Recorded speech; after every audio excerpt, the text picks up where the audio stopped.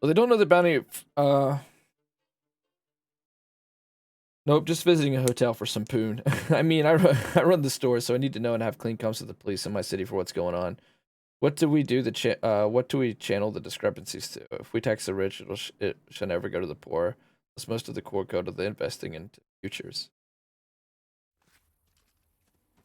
Uh, I'm looking forward to climate change initiatives. I can say that, you know, to be off of it. I do think the guys coming in knows a hell of a lot more about climate change. I think that's about as innocent as possible.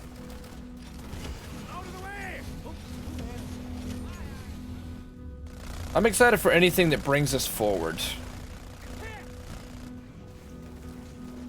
Like Artemis. I am so looking forward to Artemis, and I'm hoping desperately it doesn't get canceled. I don't think it will because they've already put so much money into it, but Artemis has us on the moon by 2024 with a lunar orbiter, which will be the new station, which will be a lot cheaper to maintain than ISS. It'll be lunar locked. It'll be stuck in orbit. We won't have to send it fuel all the time. It costs tens and tens of millions of dollars to do it. We won't have to do that anymore. And we'll have a base right on the moon. We'll have a facility just like Antarctica. And I'm so looking forward to that. We're going to launch rockets on the moon because there's basically no atmosphere. It's going to be a lot cheaper. We're going to be able to go deeper. Certainly it's going to set up the Mars mission. We're going to do it from the moon. It's one of the best initiatives that got started. And I know that the current administration coming in is a big believer in ISS and is not a huge believer in moonshot and would rather channel a lot of that money to Earth sciences. And I just hope they don't do it, man. Every dollar that was put into Apollo brought $17 back into the U.S. economy through innovations, research, and technology. Moonshot is 100% worth continuing.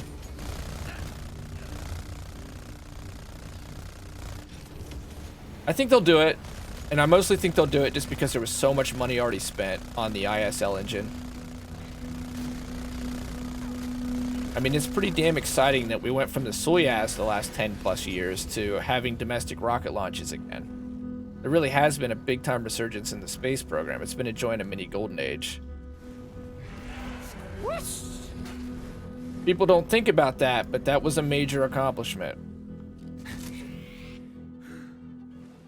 NASA should go after SpaceX. Also, did you fucking see Mars tonight, Ohio? No, I didn't, Cat. Carnegie was a beast who gave his wealth, right? If we raise tax, they will have more, somewhat less tax, probably. I know I would.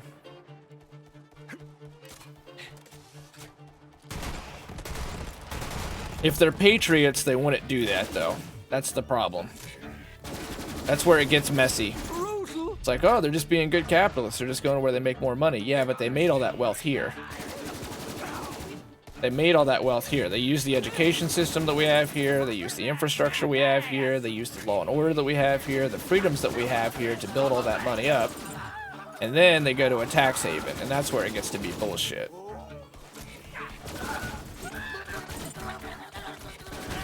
You know, in the 50s under Eisenhower, when we built the highways, there was a pretty freaking high corporate tax. Granted, they left, but that's not, to me, that's not China or Mexico's fault. That's, unfortunately, that was our own leaving us. You know, and you've seen it. Where I'm from, Ohio, so is Cat. We're part of the so-called Rust Belt. It hit here effectively, you know, especially hard. Us in Michigan and Wisconsin. We had a Goodyear plant in my town. We had a few factories.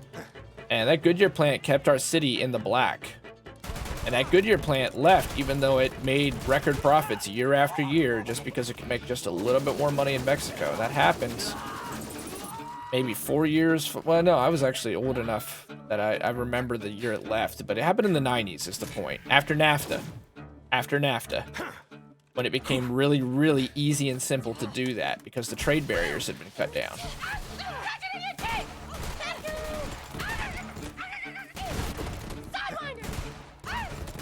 It's the one thing that pisses me off. There'll be less chaos, thank God. You know, the ship will be steadied, thank God. But I don't believe that status quo is working.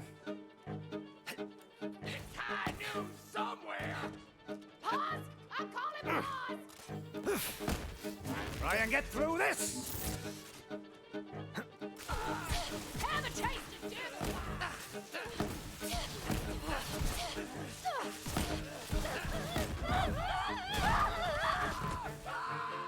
It's pretty fun with this cannon. You have clear weather, just look east. The Rusty Star is Mars. Oh, I don't know. I mean, I'm inside right now. I'll look tonight when I go for a walk for sure. Yeah, thanks for telling me. Ooh, a flacker. I heard the flacker is really good on bows right now. Like, scary good. I know I would. I believe NASA contributes a huge amount into SpaceX. Yeah, we subsidize the shit out of SpaceX. We do. It's what we're doing. We're subsidizing private space travel. We've been doing it since George W. Bush. And then it's like Chile does this all the time, and Chile's really good at it. They subsidize industries, and then it's on a schedule. So at 10 years, they only subsidize you 50%, and then at 15 years, they only subsidize you 25%, and then by year whatever, they're done subsidizing you. You're on your own. And Chile's been able to successfully build up a bunch of industries domestically by doing that method, and that's what we've done with space, and it's working. It's working. Boeing is behind SpaceX big time, and that's another big thing is if we change the program, Boeing actually has a huge advantage because they're mostly focused on ISS and supply runs, whereas SpaceX, obviously with Elon, he wants to be buried on Mars, they want Artemis. We have a ton of public-private partnerships, which I believe in public-private partnerships. I think they work. I think they're a hell of a lot cheaper, that are prepared for moonshot. We got Boeing, SpaceX, we got Jeff Bezos' company, I believe it's called Blue, IBM, a bunch of private companies all working with NASA. I think we need to be careful, to be fair, and we have to keep government in it. Space always needs to be, in my opinion, something for all mankind. We didn't go to the moon and plant our flag and say we own this now. It's one small step for man, one giant leap for mankind. It was for everybody. We did that for all of humanity. The badges, if you look at the Apollo mission, you look at their badges, they're Earth. They're not really U.S. military driven, even though it's the Air Force that did it. NASA, but they're technically within the Air Force because they use Air Force pilots. You know, those guys were all badasses. They were war heroes. Freaking jet fighter pilots that flew test missions and the most dangerous missions. Those guys had a brass pair of balls. True American heroes. But they're very cosmopolitan. They're international badges that are meant to represent that we're doing this for the sake of the advancement of the sciences of mankind. And I think that that's something that we have to be really careful about. We don't want a giant McDonald's logo on the moon surface. We don't want a giant Amazon logo on the moon surface. I think these have to continue to be public-private partnerships, but never fully private. Not for a long time, anyway. Not in my lifetime. It's so important that we don't, I think, lock down the cosmos towards something very petty and human-driven.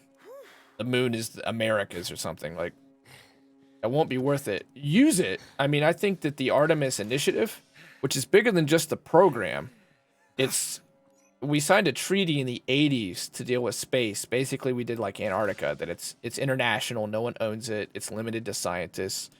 The Artemis program did a similar thing. The only difference is that 45 opened it up towards there's hydrogen on the moon. 100% there's hydrogen on the moon.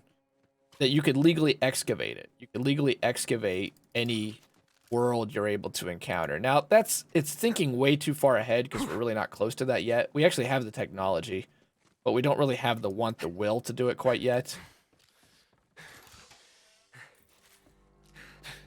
But that door's opened, and it's a matter of whether or not there is... People don't really pay attention to that, but that's actually a pretty big deal. A pretty big deal. And the question is whether or not that's the route we're going to continue. But if we are going to privatize it, you can't... I think that you've got to not grant private land rights. Not on the moon, not on Mars, not for a nice long time.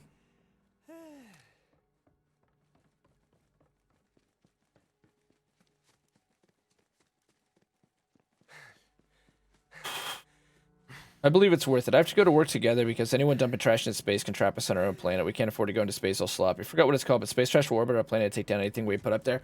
Now, that's another interesting part of the Artemis initiative that was missed, is it has to do with space debris. Because the Chinese, we have not allowed them into the International Space Station. They're like the one country we've locked out, but everybody agreed on that because they're known for taking technology and human rights abuses, and there's reasons we do that.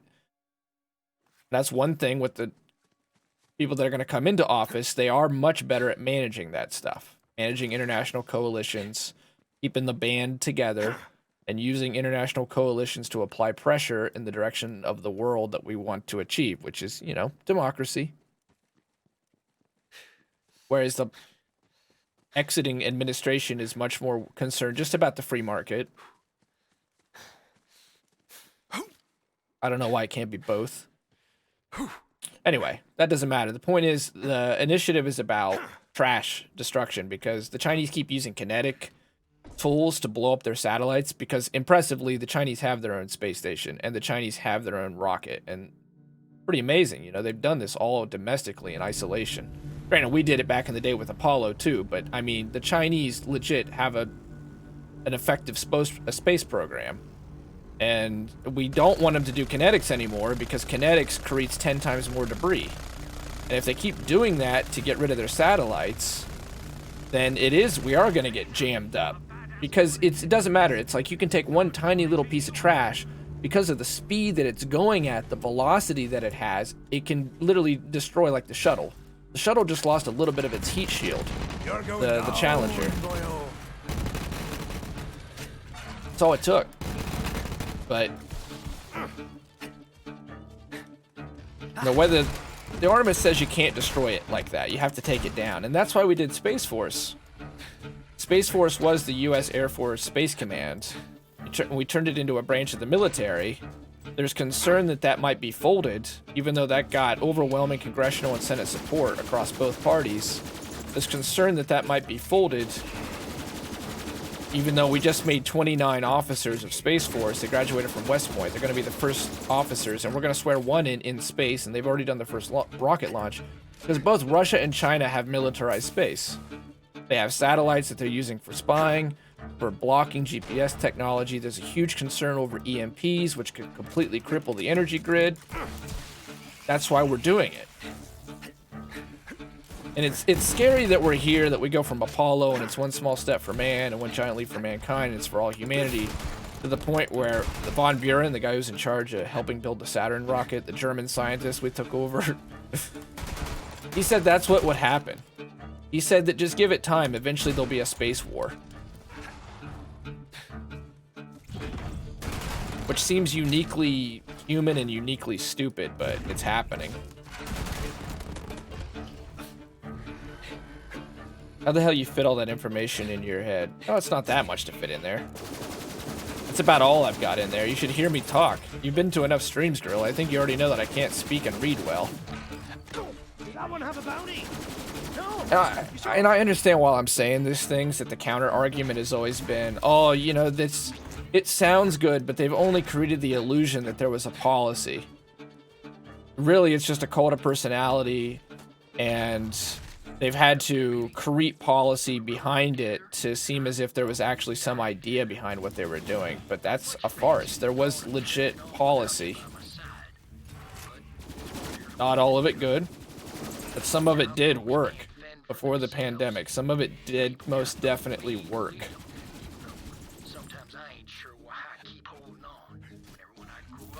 Neither here nor there, and obviously I won't say names.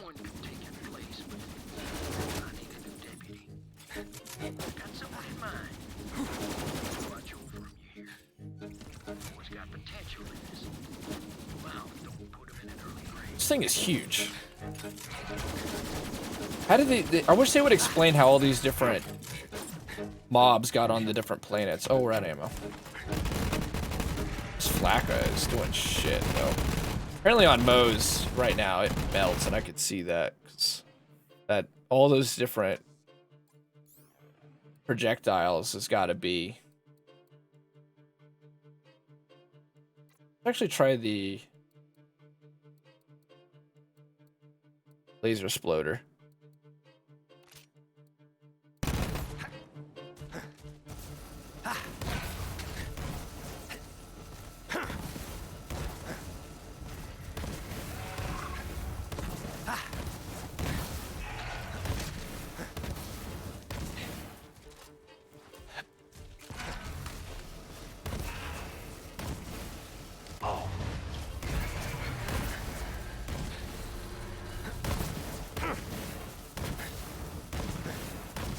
There's one good thing though. The guy coming in, at least when I listen to him speak, it doesn't give me an immediate headache.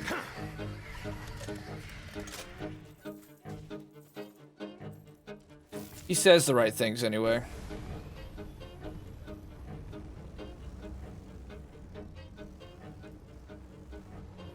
I'm pretty impressed by how this looks though. I'm gonna keep reiterating that because it is impressive. I think we're on the main quest, right? I haven't done a quest now and been ranting. Asphalt Peak, okay, let's do that.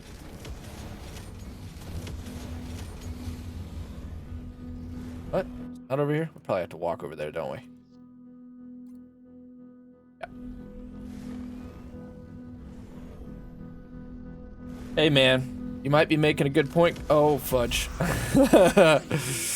Gorilla. Gorilla says, I think all humans always fight each other, always power grab, jealousy, envy, maybe someone gets irritated. That's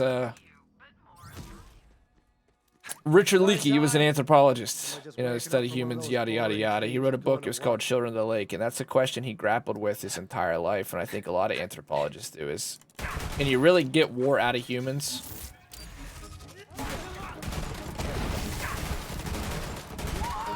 And do you really want it out? Because if we're completely honest, most of the big scientific advancements, medical advancements, civilization's advancements, a lot of that shit's come from war. I don't think war is going anywhere. I'd say it's definitely a part of who we are, and I'd say there's a big one on the horizon. Population keeps on expanding. You have all these issues with suicide and despair. China has an extremely young male population because, like India, they want females. They want males instead of females, and so they put a preponderance to it, and now you have a bunch of young males angry as hell in a hugely populated society, and the Chinese and the Indians don't like each other. They've been fighting. In fact, they had that border conflict where they killed one another, but hand to hand. Then the next time they had guns, even though they'd never used guns before. The next time they were carrying guns around. I don't think it's going to start here. I think it's going to be like World War I and World War II. It'll be dissimilar to those in how it starts. But it will, in effect, be many different things that many dominoes will have fallen to have gotten to that point. China, India, Iran, Russia, they're all allies. You know, it could get really interesting really quick, especially post-COVID. Once the world starts to get over COVID, you know, the United States, the whole world does not feel very good about China right now. My neighbors fight each other over the dishes, something incredibly irrelevant. See, that's a really good point, Gorilla, and you might like this. It's a book. It's called Alone. It was written by a U.S. Army captain, and he was exploring Antarctica with his men. And he wrote this journal while he was there, and he called it Alone. And he talks about how all of his men had all these idiosyncrasies. Like, there was one guy that would only chew his food like 15 times per side and drove all the other guys nuts. And everybody had these tiny little quarters, but they would get really pissed at one another if anybody even got like an inch over one another's quarters. So these guys were at each other's throats, and he kept himself and his men busy because by like clearing out the tunnels and reorganizing their food stores, etc. You know, like a good captain does. But he remarked that any moment they could die because the conditions were so hostile. If their shelter would break, or if they would overuse supplies, or anything like that, they were dead. And rather than focusing on the fact that at any moment their lives were at stake, they would fight over the stupidest shit, like the guy chewing his food 15 times, or the guy who would put his, you know, blanket just a little bit over the other guy's quarters. And he thought, like, we exist on all these petty concerns, and yet there's like abundance all around us all the time. Could use some cover. There's this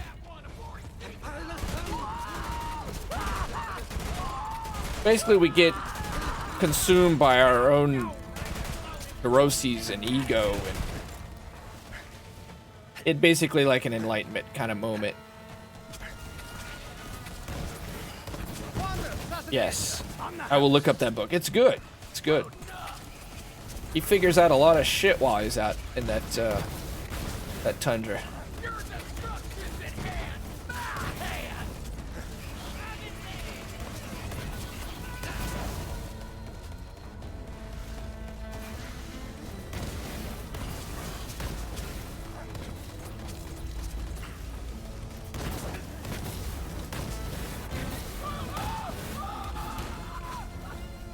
I live with people all my life, and that same thing happened to me. I can act like I'm innocent of that, but sometimes chewing with their mouth open bothers me, kind of. Oh, dude, I'm with you.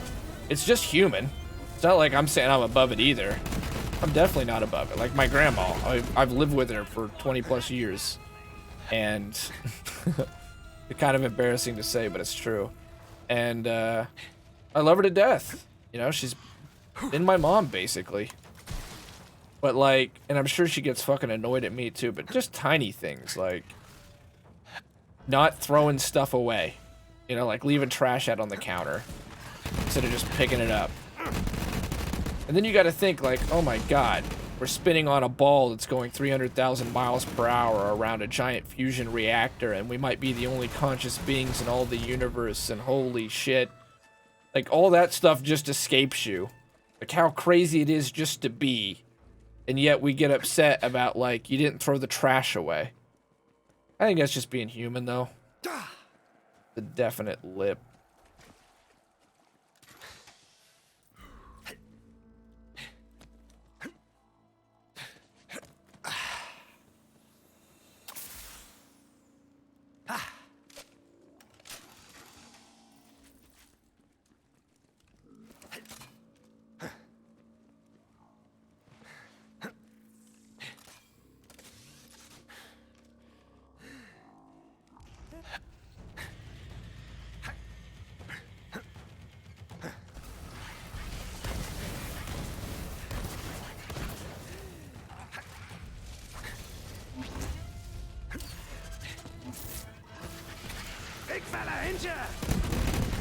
Flacco's actually doing pretty good.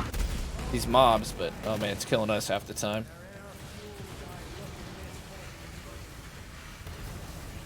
Laser Sploder's not really doing much. I'm gonna die here. I don't have anything that actually just melts.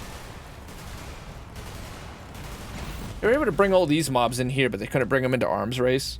I've lived with people all my life. I'd care more about petty stuff if the world was ending. I would still care about that small, stupid stuff. That's like a great thought experiment. That one movie that's like Seeking a Friend for the End of the World is a really good movie. And really sad. That would be so scary. But it would definitely put everything in perspective really quick.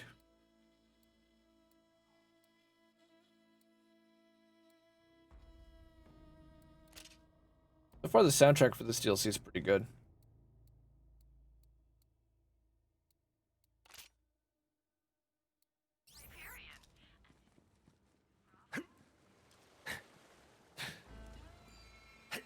Need to bring a notepad to your streams. I need to quote you more, Gorilla. Oh, here we go. There's a booster. I didn't know that was 3D. Look at that little moon there. Dude, it shat some fire egg on us.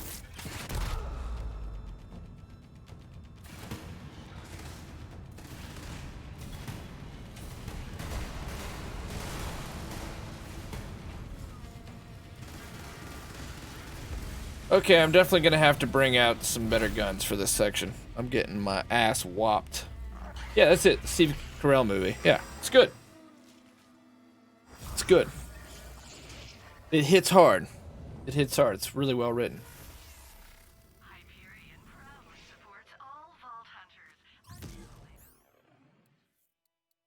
Okay, what are we gonna use? Shredder-fire. Let's try that. I think the Shredder-fire got buffed. Musket's not doing the job. I'm kind of struggling on this section in general. I know this thing always does work. And I know for a fact that this does work. Here we go. This Dark Army. There we go. There's not been a vendor near for a little bit.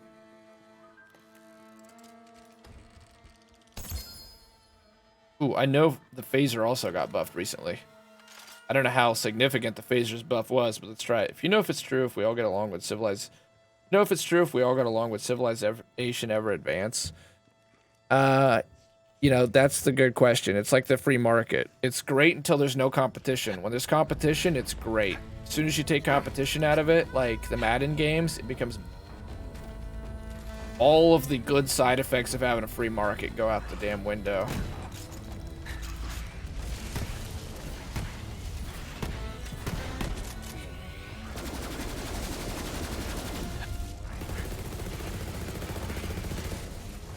So yeah, I mean, probably not, I don't think. I just don't think that'd be a goal.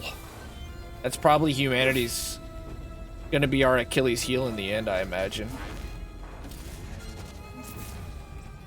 At the same time, though, we're getting really close to that point.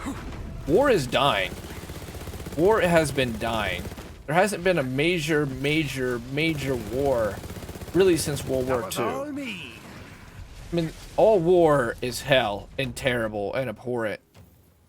But the major global events that used to occur for hundreds of years just haven't happened since we got a UN together and international law to a degree. Which is scary. I mean, I know you can't make a utopia. It's only scary in the sense that it's strange, I think. That's a tricky one, man. One of the tricky things is it's like one of the signs of revelations that there's supposed to be like 13 countries. The whole of North America is a country and one world currency, and there's no war for a long time, and then you have the rapture. I'm not saying that's going to happen, but I'm going to say that having grown up with that stuff instilled in my head, it scares me. I wonder if I've been poisoned against something that would be hugely helpful for humanity. I don't know. Yeah, war is changing, but at the same time, I think it's like 60 conflicts are going on right now. And they're all isolated, and they're, you know, it's most of the war, most things are fought with small special operations teams, almost like samurai back in the day, to gain isolated objectives, to hit key targets. But the days of the large standing armies gathering on a battlefield,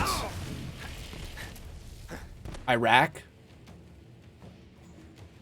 Company scientists we're flying. Fancy name of crystals they dug out of Gehenna's veins.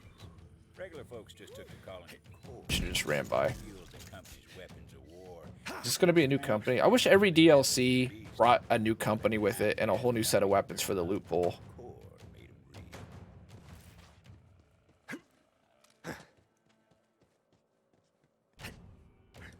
real. It looks like we can go out here. But we probably can't. This still looks a lot like Athena's. Like covert, right. You know, that was Kennedy that came up with the seals. Kennedy was a genius. Had we had Kennedy a few more years, that would have been... I don't think we'd been in a fucking utopia. I heard somebody say that, but...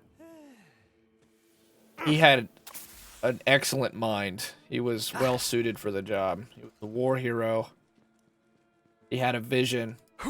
Kennedy's the one who saw way in advance that that's how war was going to be fought. Why he made the seals.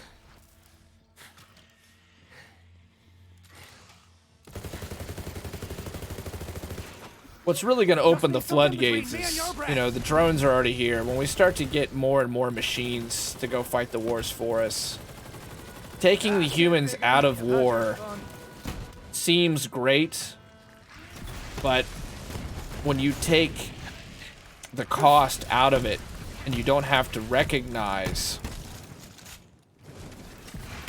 the real impact, I think that that is going to be a scary day for humanity.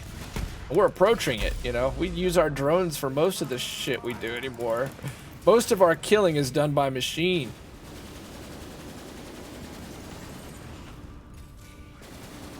Man, those guys are kind of tanky. And it's not like I disagree with it. I'd rather risk a machine than a human. But do we make... The question is, do we make killing too easy? Probably. I mean, it's like there's a good book called Ceremony that was written by a Native American about the Native American experience in World War II and how a great many of them had PTSD, and they had PTSD because the way that they recognized war from their ancestors and from their culture is that if you were going to kill somebody, you had to look them in the face, basically. You had to club them down. You had to shoot them within range with your bow and arrow.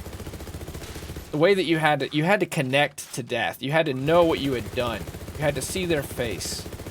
And then when they went to the Pacific and fought in the Marines, you know, you'd shoot a bullet and it was very clinical. You maybe killed somebody, you maybe didn't. You would never know if you killed somebody.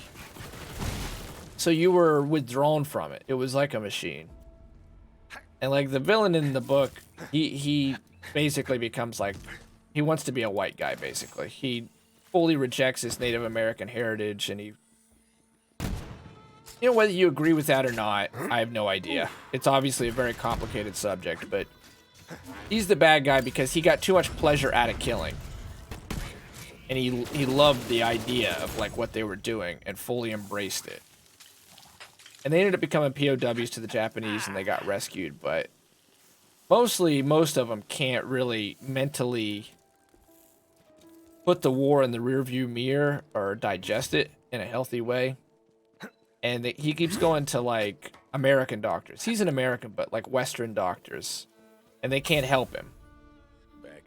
So he ends up going into his tribes, like shamans and medicine men, and they're able to translate the experience in a way that makes sense for him and like his culture and stuff. Become healthy again.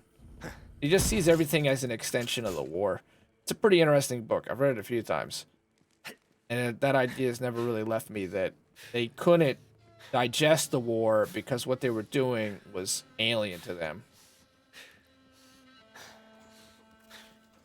Might have never happened. I don't know. You know, it starts with Eisenhower. He gives some money and he puts resources there. Kennedy expands the war. The war probably would have never happened if Ho Chi Minh had been able to get his letter to Truman. And the letter to Truman basically said, look, I love America. Americans fought for their country, and that's what we're doing too. And America is against empires, and we are against empires, and we are against colonies. So we're just trying to be like you were in your revolution, fighting for freedom. If that Ho Chi Minh, in fact, the precursor to the CIA, the SOS, was with Ho Chi Minh. We were siding with Ho Chi Minh. And Ho Chi Minh wasn't like crazy. He wanted us to work with him, and he didn't want to be enemies. But that letter never got to Truman's desk. It was stopped, and by our own secret service. And the French wanted our help, and the French are our oldest ally, and so we gave it to him. Eisenhower did it, Truman did it, and then Kennedy expanded it, and then of course Johnson really expanded it, then Nixon really expanded it, and there you go. Obviously, there's a whole lot of history we can divulge on the Vietnam War.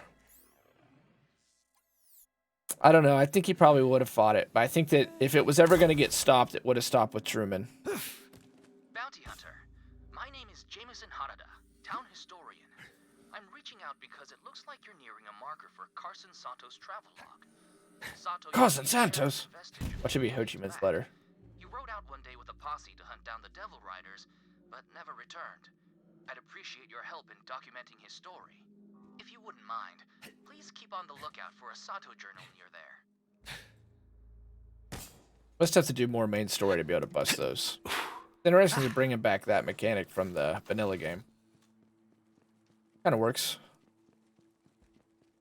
Still really like this map, though. The Vault Hunter heard a cry for help.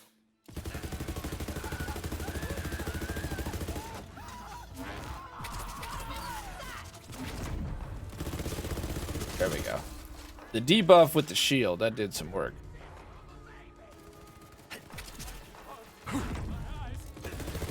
My eyes!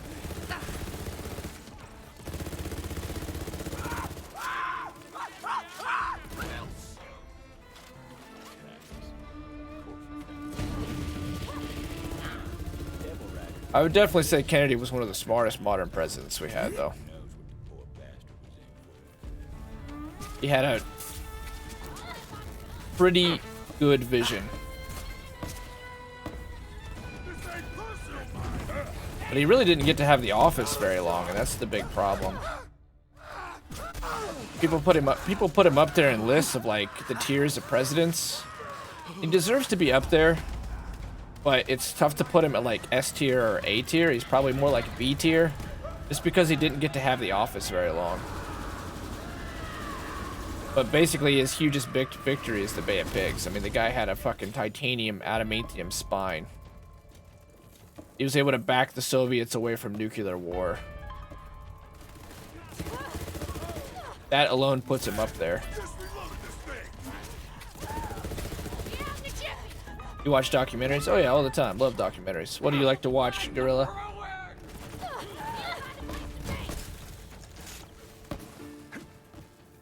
In fact, I think we've only had 3 S-tier presidents. Washington, Eisenhower, Lincoln.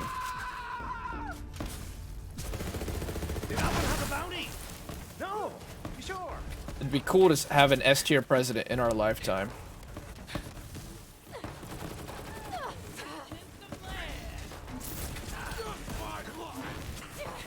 Nothing like cover when you're getting shot at.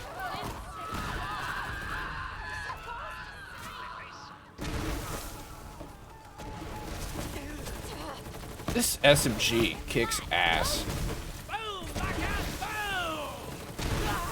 A dose of Zane will do you, biggin'.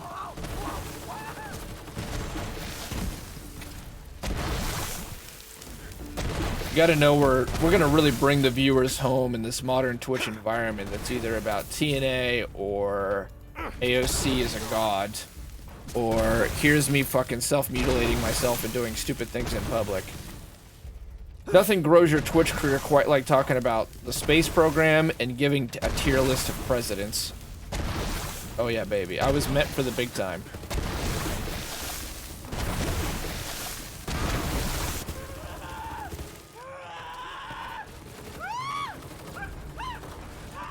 World War II from space. Nice. You got quite a collection, Gorilla. I'd read a lot. I just have trouble absorbing information that way. I retain information better through audio and visual. Hey, at least you know how you learn. I put you ahead of a lot of people, Gorilla.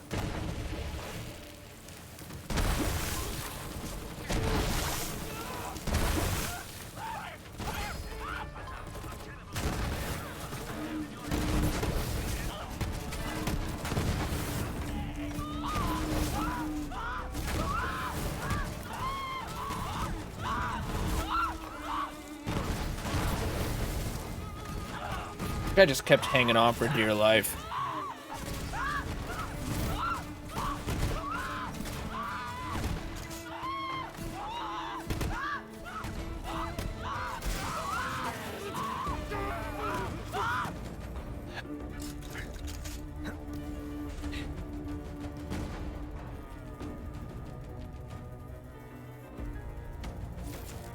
Rectifier. Huh, I don't know what the rectifier does.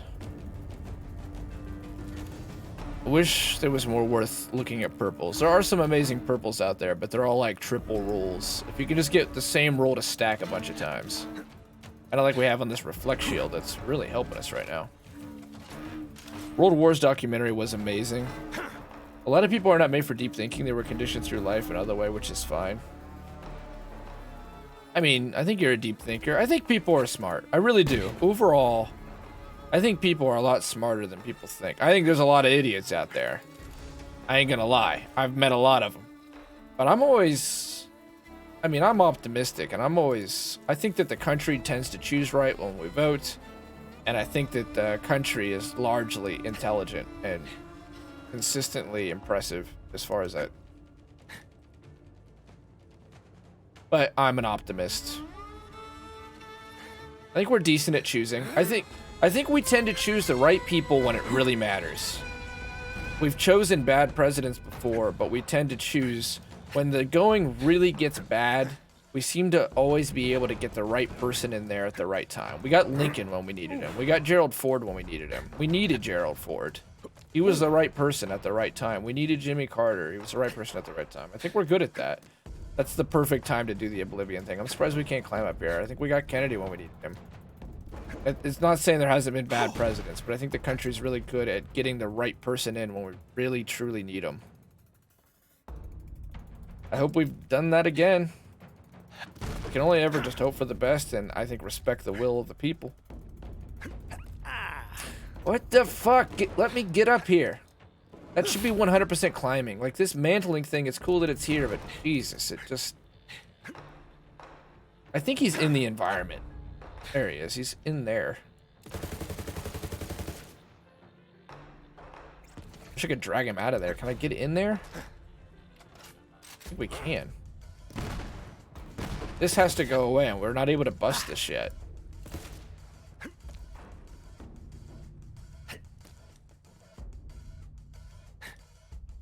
Let me in, let me in, let me in! He doesn't stand by the door. We cannot kill him.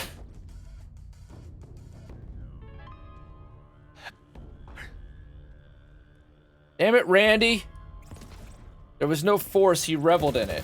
It's not that they are not smart. They are conditioned for different positions in society. According to the philosophers and the mindless workers. I am routinely surprised by how smart average people are, though. I think that average people are able to assess from a few things how they think things should go in the future. That's why I think our democracy works. And I think they're able to pick... They don't need to talk about, like I just went on and on about the fucking Artemis program.